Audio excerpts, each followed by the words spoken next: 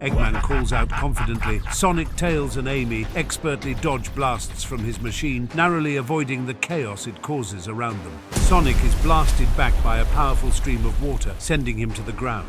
It's about time we wrap this up, though. Amy and Tails watch on as Eggman readies his next attack. With his friends in danger, Sonic prepares to counter. Hey, Doc. Sonic jumps up, catching the attention of one of Eggman's machines, causing it to blast water at the Doctor himself. A third machine arrives to attack the trio. Amy, give me a boost. Huh? Tails can. No time. Get me up there. If you say so. With her hammer, Amy sends Sonic up in the air, now face to face with the new machine. He taunts it before a blast of wind gives him the momentum needed to crash into the water blaster from earlier, all according to plan. Sonic, recovering from his own attack, rubs his head while Tails helps him up. Meanwhile, Eggman's machine powers up, unleashing twin cyclones that pull Sonic, Amy, and Tails off their feet. Eggman is ready to strike again. Above, Tangle leaps into action through a portal. Who's ready to? Tangle lands with a grin, brushing off Sonic and Amy's surprise. Back where Tangle had just left, Belle, unsure about her origins, speaks with the captured bots. I'm not an Eggman robot. It's complicated. Orbot and Cubert confirm they serve Eggman, mostly handling chores like cleaning and making his coffee. Suddenly, Eggman interrupts, trying to reach Orbot and Cubert. Why didn't you two nincompoops doing? Why didn't you tell me that blasted lemur had gotten in? Belle jumps, startled. Belle's eyes widen as Eggman's voice cuts through the air. He marvels at the craftsmanship, instantly recognizing the design. Unconventional material, but I'd recognize that joint design anywhere. There's only one person who builds machines like that. Me! Belle freezes as Eggman's attitude shifts. Yes! You're the little helper I put together while I was delusional, thinking I was some small-town inventor. Belle stammers. Remind me, what did Mr. Tinker call you? Gripping the communication device tighter, Belle clutches the screen tightly. Belle the Tinkerer. Anxiety written all over her face. She struggles to process Eggman's words, her mind racing with doubt. Could Mr. Tinker, the kind inventor she once knew, truly be gone? Her eyes focus on the blueprint displayed before her, a massive, imposing structure with intricate designs, every line showcasing Eggman's unmistakable touch. Eggman's voice continues, revealing his grand ambitions. Belle's grip on the device tightens, uncertainty clouding her expression. Eggman's voice drones on, filling the room with his self-congratulatory monologue. He boasts about bending the laws of physics to his will, creating a maze that twists and shifts endlessly. He describes how his robots will struggle against the endless corridors, burning out long before finding an exit. His plans extend beyond the maze. He's devised simulations of towns, perfect for testing how quickly his badniks can overrun unsuspecting citizens. As Eggman delights in the evolutionary capabilities of his creations, each generation more dangerous than the last. As his voice continues, mocking her admiration for Mr. Tinker, Belle's hands tremble. The weight of his words, the contrast between the kind inventor she once knew and the ruthless tyrant before her, is too much.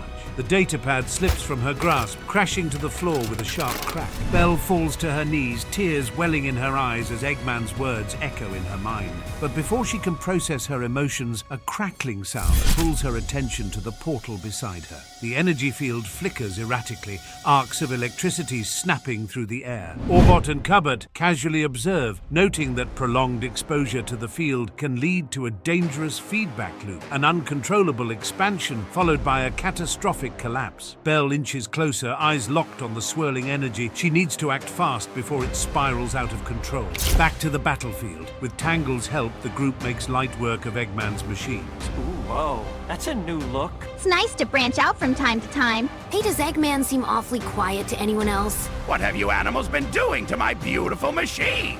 Eggman readies his next big attack, now more focused. Sensing the danger, Tangle grabs hold of the others and using her tail pulls them up and away from danger just in time. As the team scrambles to escape, the structure around them starts to collapse. Tangle and Tails pull Sonic and Amy to safety, while Belle watches the portal crackle with unstable energy. Belle panics, realizing it's too late to stop the overload. She urges the group to leave before it's too late, but Tails, confused, asks what exactly is overloading. The gate, look. Belle gestures to the portal. The portal's pull intensifies, dragging everything nearby toward it. Sonic and the others prepare to move. The urgency rises as the gateway's energy flares wildly. Hey, you two, what's the quickest way out of of here. Straight ahead, then take a right into the lobby. Got it. Everybody grab on. The group takes off at high speed, wind whipping around them as they race against the impending collapse. Sonic speeds ahead, leading the group away from the destruction. With split-second precision, he guides them onto the tornado, and Tails wastes no time launching into the sky.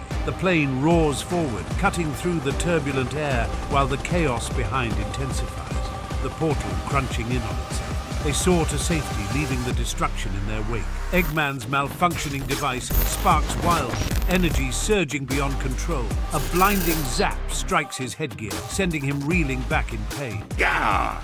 Clutching his forehead, he seethes while his plans unravel before him. Meanwhile, the heroes soar into the sunset, the tornado carrying them far from the collapsing chaos below. As the plane cruises through the sky, Tails scans his instruments, confirming the tower has vanished without a trace. The group gathers, tension lingering in the air as they turn their attention to Orbot and Cubot. Amy, ever the voice of reason, reminds them that the restoration isn't in the business of taking prisoners. Belle, sitting quietly with a distant look, finally speaks up, suggesting they let them go. The group agrees. Before long, the two robots are sent falling. After this, worried Tails begins. Belle, are you okay? Yes, no, I'm fine. Nothing happened. That's not true. I was built by a man named Mr. Tinker, Sonic. You saved him once. When he disappeared, people told me he'd been a monster all along, that he was Dr. Eggman. I didn't believe it. I couldn't. I thought that if I could just talk to him, he'd understand, and explain, and... Tangle, trying to lift her spirits, reassures her that she did something good today. Belle hesitates, before agreeing that maybe her father would have been proud. Meanwhile, Tails notices that with the tower gone, the storm is clearing, offering hope for a fresh start. The mood lightens as the team looks ahead, ready to move forward. It should be a good flight back. Next time the Deadly Six return, subscribe to Sonic Comics for more.